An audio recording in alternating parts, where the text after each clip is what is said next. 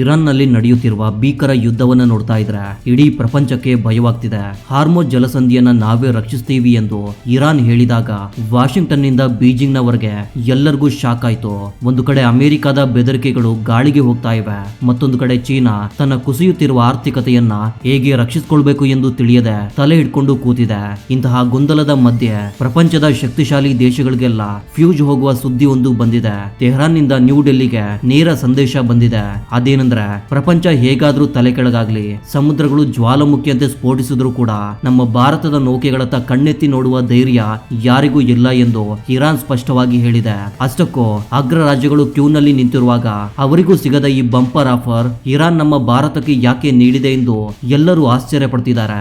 ಇಷ್ಟು ವರ್ಷಗಳಿಂದ ನಾವು ಮೌನವಾಗಿ ನೋಡಿದ ಡಿಪ್ಲೊಮಸಿಗೆ ಸಿಕ್ಕ ಸಕ್ಸಸ್ ಇದೇನಾ ಎಂಬ ಚರ್ಚೆ ನಡೆಯುತ್ತಿದೆ. ಇದರ ಹಿಂದಿನ ವಿಷಯ ಏನು ಎಂದು ಈ ವಿಡಿಯೋದಲ್ಲಿ ಸಂಪೂರ್ಣವಾಗಿ ಚರ್ಚಿಸೋಣ. ಅದಕ್ಕೂ ಮುಂಚೆ ನೀವು ನಮ್ಮ ಚಾನೆಲ್ಗೆ ಸಬ್ಸ್ಕ್ರೈಬ್ ಆಗಿಲ್ಲ ಅಂದ್ರೆ ತಕ್ಷಣವೇ ಸಬ್ಸ್ಕ್ರೈಬ್ ಮಾಡಿ, ಕಾಮೆಂಟ್ ಸೆಕ್ಷನ್ ಅಲ್ಲಿ ಜೈ ಹಿಂದ್ ಎಂದು ಬರೀರಿ. ಆ ಇಕ್ಕಟ್ಟಾದ ಹಾರ್ಮೋಜ್ ಜಲಸಂಧಿಗೆ ಹೋಗೋದು ಅಂದ್ರೆ ಪ್ರಾಣದ ಮೇಲಿನ ಆಸೆ ಬಿಡೋದು ಎಂದರ್ಥ. ಆದ್ರೆ ನಮ್ಮ ಭಾರತಕ್ಕಾಗಿ ಇರಾನ್ ತನ್ನ ಎಲ್ಲಾ ನಿಯಮಗಳನ್ನ ಮುರಿದು ದಾರಿ ತೆರೆದಿದೆ. ಇದು ಕೇವಲ ವ್ಯಾಪಾರಕ್ಕೆ ಸಂಬಂಧಿಸಿದ ವಿಷಯವಲ್ಲ, ಇದು 2026ರ ಈ ಬದಲಾದ ಪ್ರಪಂಚದಲ್ಲಿ ನಮ್ಮ ಭಾರತ ಸಾಧಿಸಿದ ಸ್ಥಾನಮಾನ. ಅಮೆರಿಕಾಗೂ ಪ್ರವೇಶವಿಲ್ಲದ ಸಮುದ್ರ ಮಾರ್ಗದಲ್ಲಿ ನಮಗೆ ಇರಾನ್ ಹೇಗೆ ಗೇಟ್ ತೆರೆದಿದೆ ಎನ್ನುವುದು ನಿಜವಾಗಿಯೂ ದೊಡ್ಡ ರಹಸ್ಯ.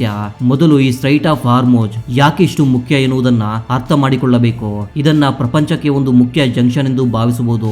ವಿಶ್ವದಲ್ಲಿ ಸರಬರಾಜಾಗುವ ಕಚ್ಚಾ ತೈಲದಲ್ಲಿ ಸುಮಾರು 20-30% ಮತ್ತು LPG ಗ್ಯಾಸ್ ಈ ದಾರಿಯಿಂದಲೇ ಹೋಗುತ್ತೆ. ಒಂದು ವೇಳೆ ಈ ದಾರಿ ಏನಾದ್ರೂ ಮುಚ್ಚಿದ್ರೆ ನ್ಯೂಯಾರ್ಕ್ ಬೀದಿಗಳಲ್ಲಿ ವಾಹನಗಳು ನಿಲ್ಲುತ್ತೆ, ಬೀಜಿಂಗ್ ನಲ್ಲಿ ಫ್ಯಾಕ್ಟರಿಗಳು ಮುಚ್ಚುತ್ತವೆ. 2026ರಲ್ಲಿ ನಡೆಯುತ್ತಿರುವ ಈ ಯುದ್ಧದಲ್ಲಿ ಇರಾನ್ ಸರಿಯಾಗಿ ಈ ಪಾಯಿಂಟ್ ಅನ್ನ ಗಟ್ಟಿಯಾಗಿ ಹಿಡ್ಕೊಂಡಿದೆ.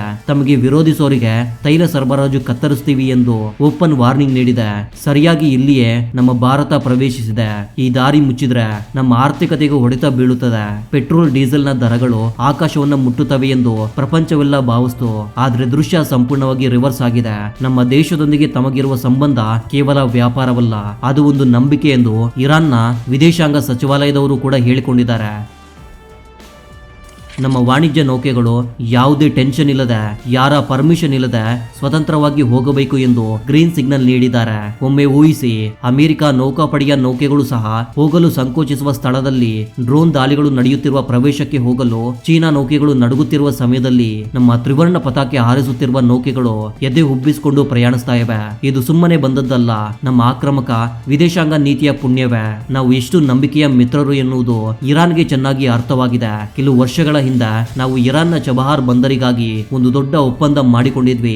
ಆಗ ನಮ್ಮ ದೇಶ ಹಣ ವ್ಯರ್ಥ ಮಾಡುತ್ತಿದೆ ಎಂದು ಪ್ರಪಂಚವೆಲ್ಲ ಕಾಮೆಂಟ್ ಮಾಡಿತ್ತು. ಆದ್ರೆ ಇಂದು 2026ರಲ್ಲಿ ಆ ಹೂಡಿಕೆ ನಮಗೆ ಫಲಿತಾಂಶ ನೀಡ್ತಾ ಇದೆ. ಚಬಹಾರ್ ಎಂದರೆ ಸಾಮಾನ್ಯ ಬಂದರಲ್ಲ, ಅದು ಸೆಂಟ್ರಲ್ ಏಷ್ಯಾ ಮತ್ತು ರಷ್ಯಾಗೆ ನಮ್ಮ ಭಾರತದ ಗೇಟ್ವೇ. ನಮ್ಮ ದಾರಿಗೆ ಅಡ್ಡಿಪಡಿಸಿದ್ರೆ ಪ್ರಪಂಚದಿಂದ ತಾವೇ ಬೇರ್ಪಡುತ್ತೇವೆ ಎಂದು ಇರಾನ್ಗೂ ಚೆನ್ನಾಗಿ ತಿಳಿದಿದೆ. ಅಷ್ಟಕ್ಕೂ ಟ್ವಿಸ್ಟ್ ಇಲ್ಲೇ ಇದೆ. ಇರಾನ್ ಈ ನಿರ್ಧಾರವನ್ನ ಕೇವಲ ನಮ್ಮ ಮೇಲಿನ ಪ್ರೀತಿಯಿಂದ ತೆಗೆದುಕೊಂಡಿಲ್ಲ, ಇದರ ಹಿಂದೆ ಅವರ ದೊಡ್ಡ ಅಗತ್ಯವಿದೆ. ಚೀನಾ ದೀರ್ಘಕಾಲ ಇರಾನ್ ಅನ್ನ ಹಿಡಿದಿಡಲು ನೋಡಿತು, ಭಾರಿ ಹೂಡಿಕೆ ಮಾಡ್ತೀವಿ ಎಂದು ವಾಗ್ದಾನ ಮಾಡಿತು. ಆದ್ರೆ ಇರಾನ್ ಕಷ್ಟದಲ್ಲಿ ಬಿದ್ದಾಗ ಚೀನಾ ಮೆಲ್ಲಗೆ ಸೈಡ್ ಆಗಲು ಆರಂಭಿಸಿತು. ಅವರ ವರ್ತನೆ ಸಂಪೂರ್ಣ ಬದಲಾಯಿತು. ಆದ್ರೆ ನಮ್ಮ ಭಾರತ ಹಾಗಲ್ಲ. ಕಷ್ಟ ಕಾಲದಲ್ಲೂ ಇರಾನ್ ಜೊತೆ ಬ್ಯಾಲೆನ್ಸ್ ಅನ್ನ ಕಾಯ್ದುಕೊಂಡು ಬಂದಿದೆ. ಅಮೆರಿಕದ ಮಾತುಗಳನ್ನ ಸಂಪೂರ್ಣವಾಗಿ ಕೇಳಲಿಲ್ಲ, ಅದಕ್ಕಾಗಿ ಇರಾನ್ಗೆ ಕೋಪವೂ ತರಲಿಲ್ಲ. ಇರಾನ್ ನಮ್ಗೆ ನೀಡಿದ ಆಫರ್ ರೇಂಜ್ ನೋಡಿದ್ರೆ ಯಾರಿಗಾದ್ರೂ ಮೈಂಡ್ ಬ್ಲಾಕ್ ಆಗ್ಬೇಕು. ನಮ್ಮ ನೌಕೆಗಳಿಗೆ ಈಗ ಇರಾನ್ ನೌಕಾಪಡೆಯೇ ಸ್ವಯಂ ಸುರಕ್ಷತೆ ಒದಗಿಸ್ತಾ ಇದೆ.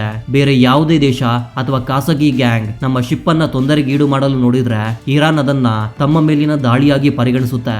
ಇದು ನಮಗೆ ಸಿಕ್ಕ ಅನ್ಅಫಿಷಿಯಲ್ ಸುರಕ್ಷಿತಾ ಶೀಲ್ಡ್. ಇದರಿಂದ ನಮ್ಮ ದೇಶದ ಸಪ್ಲೈ ಚೈನ್ಗೆ ಯಾವುದೇ ಅಪಾಯವಿಲ್ಲ. ಅಂದರೆ ನಮ್ಮ ಬಳಿ ಪೆಟ್ರೋಲ್ ಶಾರ್ಟೇಜ್ ಬರೋದಿಲ್ಲ. ಪ್ರಪಂಚದಲ್ಲಿ ಗ್ಯಾಸ್ ದರಗಳು ಏರಿದ್ರು ನಮ್ಗೆ ಆ ಟೆನ್ಷನ್ ಇರೋದಿಲ್ಲ. ಇದನ್ನ ನೋಡಿ ಅಮೆರಿಕ ಸುಮ್ಮನಿರುತ್ತದೆಯೇ? ವಾಷಿಂಗ್ಟನ್ ನ ಹಿರಿಯರು ಭಾರತ ಇರಾನ್ಗೆ ಇಷ್ಟೊಂದು ಕ್ಲೋಸ್ ಆಗ್ತಾ ಇರೋದನ್ನ ನೋಡಿ ತುಂಬಾ ಆತಂಕಗೊಂಡಿದ್ದಾರೆ. ಆದ್ರೆ ನಮ್ಮ ಉತ್ತರ ಬಹಳ ಸ್ಪಷ್ಟವಾಗಿದೆ. ನಮ್ಗೆ ನಮ್ಮ ರಾಷ್ಟ್ರೀಯ ಹಿತಾಸಕ್ತಿ ಮುಖ್ಯ. ನಮ್ಮ ಜನರಿಗೆ ಸುಲಭವಾಗಿ ಇಂಧನ ಒದಗಿಸಬೇಕು. ನಮ್ಮ ಆರ್ಥಿಕತೆಯನ್ನ 7-8% ಬೆಳವಣಿಗೆಯೊಂದಿಗೆ ಓಡಿಸಬೇಕು. ಆದ್ದರಿಂದ ನಮಗೆ ಉಪಯುಕ್ತವಾದ ಪ್ರತಿ ದಾರಿಯನ್ನ ನಾವು ಬಳಸ್ತೀವಿ ಎಂದು ಸ್ಪಷ್ಟಪಡಿಸಿದ್ದೇವೆ. ಈ ಜಿಯೋ ಪಾಲಿಟಿಕ್ಸ್ ದೃಶ್ಯವನ್ನ ಒಮ್ಮೆ ಆಲೋಚಿಸಿ. ಒಂದು ಕಡೆ ವಿಶ್ವದಲ್ಲೇ ದೊಡ್ಡ ಅಮೆರಿಕಾದ ನೌಕಾಪಡೆ, ಮತ್ತೊಂದು ಕಡೆ ವೇಗವಾಗಿ ಬೆಳೆಯುತ್ತಿರುವ ಚೀನಾದ ನೌಕಾಪಡೆ. ಆದ್ರೆ ಹಾರ್ಮುಜ್ ಜಲಗಳಲ್ಲಿ ಮಾತ್ರ ಇರಾನ್ನದ್ದೇ ಹವಾ. ಅಂತಹ ಇರಾನ್ ನಮ್ಮ ಭಾರತಕ್ಕೆ VIP ಪಾಸ್ ನೀಡಿದೆ. ಈ ಸುದ್ದಿ ಹೊರಬಂದ ತಕ್ಷಣ ಗ್ಲೋಬಲ್ ಮಾರ್ಕೆಟ್ ನಲ್ಲಿ ನಮ್ಮ ಕ್ರೂಡ್ ಆಯಿಲ್ ನ ದರಗಳು ಸಂಪೂರ್ಣವಾಗಿ ಸ್ಥಿರವಾಗಿವೆ. ಇದು ನಮಗೆ ಸಿಕ್ಕ ಅತಿ ದೊಡ್ಡ ವಿಜಯ. ಯಾವುದೋ ಒಂದು ಪಕ್ಷವನ್ನ ತೆಗೆದುಕೊಳ್ಳಬೇಕು ಎಂದು ನಮಗೆ ಕ್ಲಾಸ್ ತೆಗೆದುಕೊಂಡವರಿಗೆ ಇದು ಗಟ್ಟಿಯಾದ ಕೌಂಟರ್. ಇದರಿಂದ ಇನ್ನೊಂದು ದೊಡ್ಡ ಪ್ಲಸ್ ಪಾಯಿಂಟ್ ಏನಂದ್ರೆ ರಷ್ಯಾದಿಂದ ಕಚ್ಚಾ ತೈಲವನ್ನ ಈ ರೂಟ್ ನಲ್ಲಿ ಬಹಳ ಸುಲಭವಾಗಿ ಆಮದು ಮಾಡಿಕೊಳ್ಳಬಹುದು. ಹಿಂದೆ ಹಾರ್ಮುಜ್ ದಾರಿಯನ್ನು ಮುಚ್ತಾರೆಂಬ ಭಯವಿತ್ತು. ಆದ್ರೆ ಈಗ ಇರಾನ್ ನ ಬೆಂಬಲದೊಂದಿಗೆ ನಮ್ಮ ಸಮುದ್ರ ಮಾರ್ಗಗಳು ಸಣ್ಣವಾಗಿ, ದರಗಳು ಸಸ್ತವಾಗಿ ಬದಲಾಗಿವೆ. ಸಾಮಾನ್ಯರ ಜೇಬಿಗೆ ನೇರ ರಿಲೀಫ್ ಸಿಗುತ್ತೆ. ಇದೆಲ್ಲ ಮೇಲ್ಮೈಯಲ್ಲಿ ಕಾಣುವಷ್ಟು ಸುಲಭವಾಗಿ ನಡೆಯುವುದಿಲ್ಲ. ತೆರೆಯ ಹಿಂದೆ ನಡೆದ ಕಸರತ್ತು ಬೇರೆಯೇ ಇದೆ. ಕಳೆದ ಕೆಲವು ತಿಂಗಳಿಂದ ನಮ್ಮ ರಾಷ್ಟ್ರೀಯ ಸುರಕ್ಷತಾ ಸಲಹೆಗಾರರು ಮತ್ತು ವಿದೇಶಾಂಗ ಸಚಿವರು ಇರಾನ್ ಜೊತೆಗೆ ಗುಪ್ತವಾಗಿ ಅನೇಕ ಮೀಟಿಂಗ್ ಗಳನ್ನ ನಡೆಸಿದ್ದಾರೆ. ನಮ್ಮ ಭೂ ಪ್ರದೇಶವನ್ನ ಯಾವುದೇ ಮೂರನೇ ದೇಶಕ್ಕೆ ಬಳಸಲು ಅವಕಾಶ ನೀಡುವುದಿಲ್ಲ ಎಂದು ಇರಾನ್ಗೆ ಖಚಿತ ಗ್ಯಾರಂಟಿ ನೀಡಿದ್ದಾರೆ. ಅಲ್ಲದೆ ಚಬಹಾರ್ ಬಂದರಿನ ಕೆಲಸಗಳನ್ನ ವೇಗಗೊಳಿಸ್ತೀವಿ ಎಂದು ಮಾತು ನೀಡಿದ್ದಾರೆ. ಇರಾನ್ಗೆ ಯಾವುದೇ ನಿರ್ಬಂಧಗಳು ಇಲ್ಲದೆ ವಸ್ತುಗಳನ್ನ ಮಾರಾಟ ಮಾಡಲು ದೊಡ್ಡ ಮಾರುಕಟ್ಟೆ ಬೇಕು. ಅದಕ್ಕೆ ನಮ್ಮ ಭಾರತಕ್ಕಿಂತ ಸೂಪರ್ ಆಪ್ಷನ್ ಬೇರೆ ಯಾವುದಿದೆ? ಚೀನಾದ ಪರಿಸ್ಥಿತಿ ನೋಡಿದ್ರೆ ಪಾಪ ಅನ್ಸುತ್ತೆ. ಅವರು ಇರಾನ್ ಜೊತೆ $400 ಬಿಲಿಯನ್ ಡೀಲ್ ಎಂದು ಹೇಳಿಕೊಂಡ್ರು. ಆದ್ರೆ ರಿಯಾಲಿಟಿಗೆ ಬಂದಾಗ ಇರಾನ್ ನಮ್ಮ ಭಾರತಕ್ಕೆ ಫಸ್ಟ್ ಪ್ರಿಫರೆನ್ಸ್ ಅನ್ನ ನೀಡಿದೆ.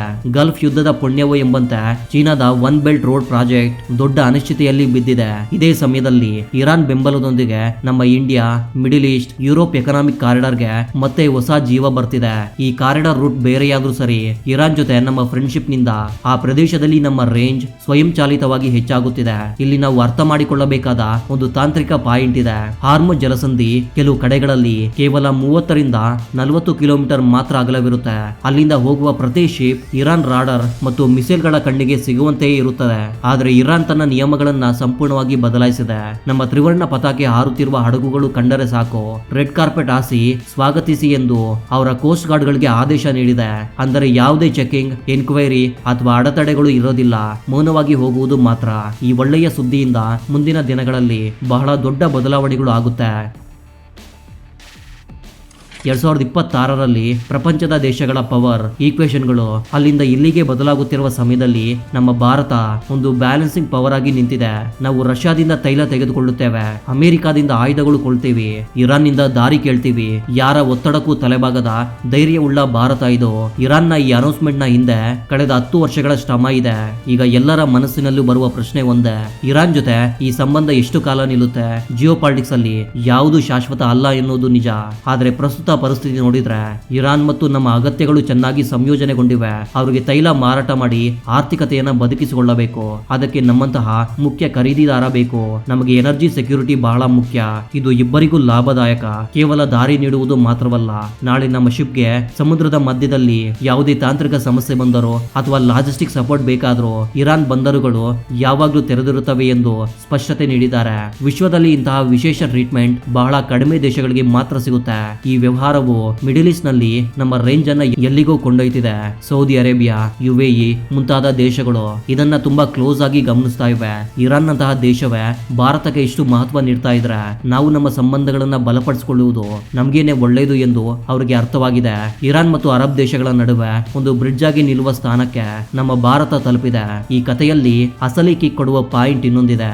ಅಮೆರಿಕ ಹೊಸ ನಿರ್ಬಂಧಗಳನ್ನ ಅನೌನ್ಸ್ ಮಾಡಿದ ತಕ್ಷಣ ಇರಾನ್ ಈ ಸುದ್ದಿ ರಿಲೀಸ್ ಮಾಡಿದ್ದು ಯಾಕೆ? ಅದು ಒಂದು ಡಿಪ್ಲೊಮ್ಯಾಟಿಕ್ ನ ಪ್ಲಾನ್. ತಾನು ಒಂಟಿಯಲ್ಲ, ಪ್ರಪಂಚವೆಲ್ಲ ವೇಗವಾಗಿ ಅಭಿವೃದ್ಧಿ ಆಗುತ್ತಿರುವ ದೊಡ್ಡ ಆರ್ಥಿಕತೆ ನನಗೆ ಬ್ಯಾಕಪ್ ಇದೆ ಎಂದು ಪ್ರಪಂಚಕ್ಕೆ ತೋರಿಸುವ ಮಾಸ್ಟರ್ ಸ್ಟ್ರೋಕ್. ನಾವು ಅಧಿಕೃತವಾಗಿ ಇರಾನ್ ಯುದ್ಧಕ್ಕೆ ಬೆಂಬಲ ನೀಡದೇ ಇದ್ರು ಈ ರೀತಿ ವ್ಯಾಪಾರ ಮುಂದುವರಿಸುವುದರಿಂದ ಅವರಿಗೆ ಉಸಿರು ಬಂದಂತಾಗಿದೆ. ಈಗ ಈ ಡೀಲ್ ನಿಂದ ಸಾಮಾನ್ಯ ಜನರ ಮೇಲೆ ಯಾವ ಪರಿಣಾಮ ಬೀಳುತ್ತದೆ ಎಂದು ಒಮ್ಮೆ ಆಲೋಚಿಸಿ. ತೈಲ ಸರಬರಾಜು ತೊಂದರೆಗೊಳಗಾಗಿ ಪ್ರಪಂಚವೆಲ್ಲ 10 ರಿಂದ 15% ಹೆಚ್ಚಿನ ದ್ರವ್ಯೋಲ್ಬಣಕ್ಕೆ ಒಳಗಾಗಿ ಜನರಿಗೆ ತೊಂದರೆಗಳು ಆಗ್ತಾ ಇದ್ರೆ ನಮ್ಮಲ್ಲಿ ಮಾತ್ರ ದರಗಳು ಸ್ಥಿರವಾಗಿರುತ್ತೆ. ಇದು ಕೇವಲ ಸಂಖ್ಯೆಗಳ ಆಟವಲ್ಲ, ಇದು ನಮ್ಮ ಮನೆಯ ಬಜೆಟ್ಗೆ ಸಂಬಂಧಿಸಿದ ರಿಯಾಲಿಟಿ. ಪೆಟ್ರೋಲ್ ದರ ಏರಿದ್ರೆ ಸ್ವಯಂ ಚಾಲಿತವಾಗಿ ಸಾರಿಗೆ ಶುಲ್ಕಗಳು ಏರುತ್ತವೆ. ಆದ್ದರಿಂದ ತರಕಾರಿ ಮತ್ತು ನಿತ್ಯಾವಸರ ವಸ್ತುಗಳ ದರಗಳು ಏರಿಕೆಯಾಗುತ್ತೆ. ಆದ್ರೆ ನಮ್ಮ ಶಿಪ್ಗಳು ಸುರಕ್ಷಿತವಾಗಿದ್ರೆ ನಮ್ಮ ಸರಕುಗಳು ಸಸ್ತವಾಗಿ ಸಿಗುತ್ತೆ. ತೆಹರಾನ್ ನಿಂದ ಬಂದ ಈ ರಿಪೋರ್ಟ್ ನಲ್ಲಿರುವ ಅಸಲಿ ಪವರ್ ಇದೆ. ನಮ್ಮ ಸಕ್ಸಸ್ ನಲ್ಲಿ ನಮ್ಮ ನೌಕಾ ಪಡೆಯದೇ ನಿಜವಾದ ಕ್ರೆಡಿಟ್. 2026ರ ವೇಳೆಗೆ ಅರೇಬಿಯಾ ಸಮುದ್ರ ಮತ್ತು ಹಿಂದೂ ಮಹಾಸಾಗರದಲ್ಲಿ ನಮ್ಮ ನೌಕಾಪಡೆ ತನ್ನ ತನ್ನ ಬಲವನ್ನ ಎಷ್ಟು ಹೆಚ್ಚಿಸಿಕೊಂಡಿದೆ ಎಂದರೆ ಯಾವುದೇ ಸೂಪರ್ ಪವರ್ ನಮ್ಮ ತಂಟೆಗೆ ಬರೋದಕ್ಕೂ ಮುನ್ನ ಯೋಚಿಸುತ್ತೆ. ನಮ್ಮ ಡಿಸ್ಟ್ರಾಯರ್ಗಳು, ಸಬ್ಮರೀನ್ಗಳು ಆ ಪ್ರದೇಶದಲ್ಲಿ ಯಾವಾಗ್ಲೂ ಪೆಟ್ರೋಲಿಂಗ್ ಮಾಡುತ್ತಿರುತ್ತೆ. ಹಿಂದೂ ಮಹಾಸಾಗರದಲ್ಲಿ ಭಾರತವೇ ಬಾಸ್ ಎಂದು ಇರಾನ್ ತಿಳಿದಿದೆ. ನಮ್ಮೊಂದಿಗೆ ಸಹಕರಿಸಿದ್ರೆ ಆ ಪ್ರದೇಶದಲ್ಲಿ ಅವರಿಗೂ ದೊಡ್ಡ ಬೆಂಬಲ ಸಿಗುತ್ತೆ. ಇತಿಹಾಸ ನೋಡಿದ್ರೆ ಹಾರ್ಮೋಜ್ ಯುದ್ಧಗಳಲ್ಲಿ ಅನೇಕ ದೇಶಗಳ ಆರ್ಥಿಕತೆಗಳು ನಾಶವಾಗಿವೆ. ಆದ್ರೆ ನಮ್ಮ ಭಾರತ ಮಾತ್ರ ತನ್ನ ಬುದ್ಧಿ ಬಳಸಿ ಈ ಅಪಾಯವನ್ನ ದೊಡ್ಡ ಅವಕಾಶವಾಗಿ ಮಾರ್ಪಡಿಸಿಕೊಂಡಿದೆ. ಇರಾನ್ ನೀಡಿದ ಈ ಬೆಂಬಲ ಕೇವಲ ಮಾತಲ್ಲ, ಅದು ಖಚಿತ ಸುರಕ್ಷತಾ ಗ್ಯಾರಂಟಿ. ನಮ್ಮ ವಾಣಿಜ್ಯ ನೌಕೆಗಳು ಈಗ ಯಾವುದೇ ಭಯವಿಲ್ಲದೆ ಪರ್ಷಿಯನ್ ಗಲ್ಫ್ಗೆ ಪ್ರವೇಶಿಸಬಹುದು. ಧೈರ್ಯದಿಂದ ಆ ಅಪಾಯಕಾರಿ ರಸ್ತೆಗಳಲ್ಲಿ ಡ್ಯೂಟಿ ಮಾಡುವ ನಮ್ಮ ನಾವಿಕರು ಮತ್ತು ಕ್ಯಾಪ್ಟನ್ಗಳ ಕುಟುಂಬಗಳಿಗೂ ಈ ಸುದ್ದಿ ತುಂಬಾ ವಿಶ್ವಾಸ ನೀಡಿದೆ. ಒಂದು ಬುಲೆಟ್ ಕೂಡ ಸಿಡಿಸದೆ, ಯಾರೊಂದಿಗೂ ಜಗಳವಿಲ್ಲದೆ ನಮ್ಮ ಆರ್ಥಿಕತೆಯನ್ನ ಮತ್ತು ಬಜೆಟ್ ಅನ್ನ ಹೇಗೆ ಸುರಕ್ಷಿತವಾಗಿ ಕಾಯ್ದುಕೊಳ್ಳಬೇಕು ಎಂಬುದನ್ನ ನಮ್ಮ ಭಾರತ ಪ್ರಪಂಚಕ್ಕೆ ತಿಳಿಸಿಕೊಟ್ಟಿದೆ. ಈ ವಿಡಿಯೋದ ಮೇಲೆ ನಿಮ್ಮ ಅಭಿಪ್ರಾಯವನ್ನ ಕಾಮೆಂಟ್ ಸೆಕ್ಷನ್ ಅಲ್ಲಿ ಹೇಳಿ. ವಿಡಿಯೋ ಇಷ್ಟವಾದರೆ ಲೈಕ್ ಮತ್ತು ಶೇರ್ ಮಾಡಿ. Thanks for watching. ಇದೇ ರೀತಿಯ ಮತ್ತೊಂದು ಇಂಟ್ರೆಸ್ಟಿಂಗ್ ಆದ ವಿಡಿಯೋದ ಜೊತೆಗೆ ಮತ್ತೆ ಸಿಗೋಣ. ಅಲ್ಲಿವರೆಗೂ ಜೈ ಹಿಂದ್, ಜೈ ಕರ್ನಾಟಕ.